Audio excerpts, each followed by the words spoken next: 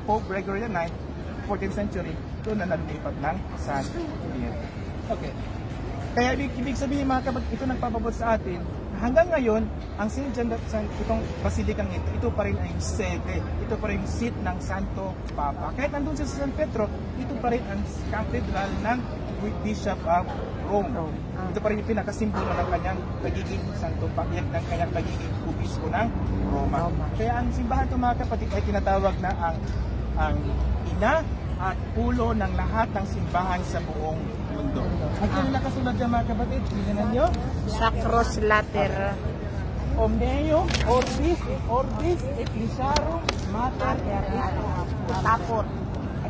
Unahin ko sa baba. Ecclesiarum, Mater, Tapot. Mater, Mama. Tapot, Head. Ecclesiarum, bahay. Sige, ang simbal ito, ang siyang ina at ulo ng lahat, Orbis, ng buong syudad ng Roma at ng Urbis ng buong mundo. Okay? Kaya ngayon natin, Yan yung hulugan mga kapatid.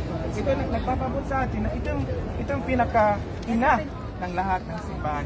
Pinang dito sa Roma, sa buong mundo. Ito ang seat ng Santo Ana. Okay? yes po. Okay. So,